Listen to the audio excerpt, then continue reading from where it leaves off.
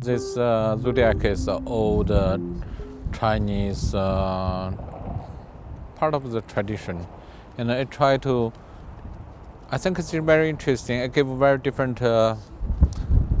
samples of different kind of animals about humans' character, and which is 12, and there's one mystical animal which is dragon. The rest are very like daily, normal, real life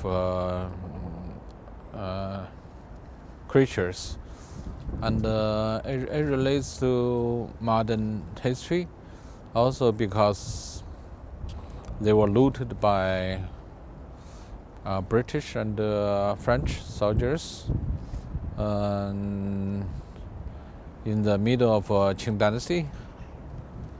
And later, of course, some of them come out to the market, about 7 of them. And so we have to create the other 5 missing creatures. The 7 of them, we can use that as a reference, but we did recreate everything. You know, it's not exactly the same. But that piece relate to so much argument because in the modern history, in today, government trying to use that to say as part of national pride to have this to be returned, which of course is ridiculous. It's not really exactly kind of national treasure, but rather a political play. So I think it's very interesting to recreate the whole set and to use it as a public sculpture in the public. But interesting, since 2009, we had a concept. Till now, it's almost exact 7 years, and I haven't never seen one set like this being set up. This is the first time I see this this whole set being presented in the public space.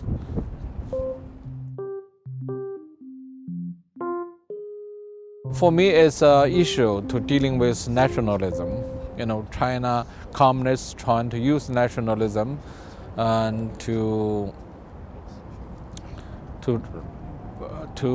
generate some kind of unity, but of course, at the same time ignoring the basic human rights and the basic individualism character of the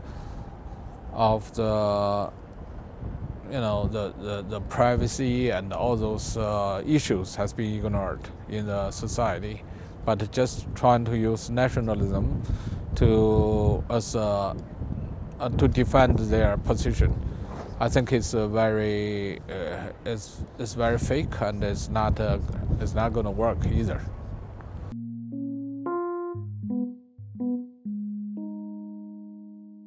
I am invited by the Czech National Gallery to have a showing about 1 year of a time, 2017, and this is like first part, I should say. So I got a chance to come to here to see what's Czech is alike, or what's Prague is like. Czech have very strong influence on China in terms of literature, and of course Javier is also very strong figure in contemporary politics and also in many ways morally or democratic movement. You know, also about you know, this kind of intellectual involvement with the social change. So all those things have a quite strong influence on 2 generations, my father's generation and my generation. So for me, it's very interesting task to have my work to be showing here. My father was here, and my father had his work translated in in Czech language a long time ago, in the 1950s.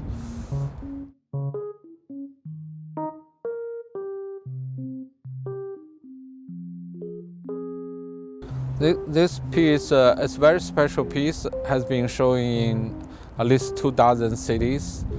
First started in New York, one was in detention, then later in London, in different locations. Probably most publicized piece of sculpture ever. Maybe, I don't know how many million people already see it. But I'm the only one never see it before, till yesterday I come here. But you can see we all wrapped with gold foils, which those foils is I purposely to use it because I'm in to erase the consciousness about the refugee situation. Now, we all know refugee situation is humanitarian crisis. Not only happens in Europe, also is a world problem. And there's many nations like Czech refuse or not to even to be part of the acceptance of this situation. It reflects a kind of backwards position because Czech has been refugee condition in 1968 or even earlier time and should have better understanding about our human conditions. So the gold wrapping is really protesting because when refugees come to the shore, first thing we offer to them in Greece is with this kind of foil to keep their body warm.